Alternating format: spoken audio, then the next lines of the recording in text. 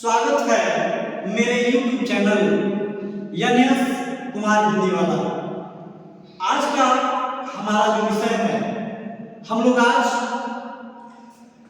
साहित्य का श्रेय और प्रेय के विषय में जानने का प्रयास करेंगे।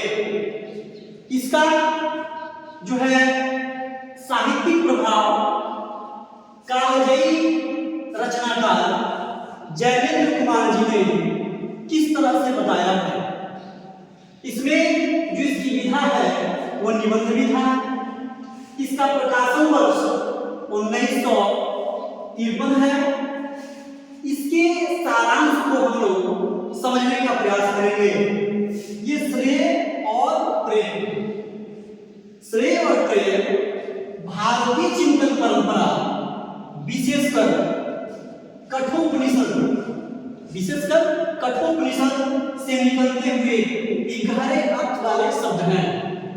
जयेंद्र जी ने इसका प्रयोग साहित्य और जीवन के संदर्भ में इस प्रकार स्पष्ट किया है। उन्होंने कहा श्रेय में है क्या? श्रेय का मतलब होता है कल्याणकारी। श्रेय का मतलब कल्याणकारी होता है। उन्होंने श्रेय के मतलब को समझाते हुए कहा वह जो आत्मा के लिए हितकारी हो, नैतिक हो और अत्यंत क्या हो, मंगलकारी। अंततः क्या हो, मंगलकारी। इसके स्वरूप के विषय में बताया। यह मार्ग अक्सर कठिन और अनुशासन की मांग करने वाला होता है।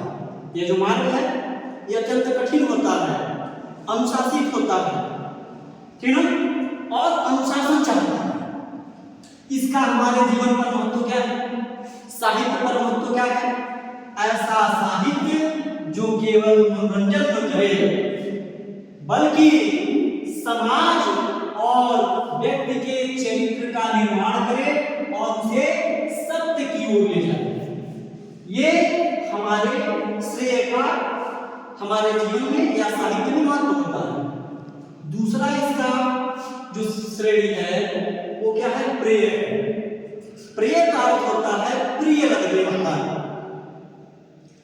जयेंद्र जी ने बताया कि जो प्रिय लगने वाला हो वह जो इंद्रियों को सुखद आनंदित करे, जो सुनने देखने में अत्यंत प्रिय और सुखद लगे, वह क्या है?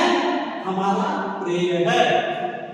इसका जो महत्व है, महत्व स्वरूप है, इसमें उन्होंने समझाया वह मार्ग तत्कालिक आनंद देने वाला और आकर्षक होता है, लेकिन इसका परिणाम हमेशा हितकारी हो यह जरूरी नहीं है।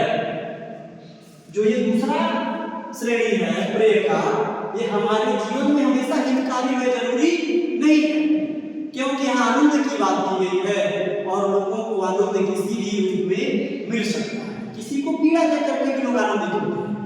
ठीक, इसका महत्व क्या है? उन्होंने बताया वह रचना जो केवल मन महला श्रृंगार सतही आनंद के लिए लिखी गई हो वह प्रेय के श्रेणी में आता है। नमस्कार।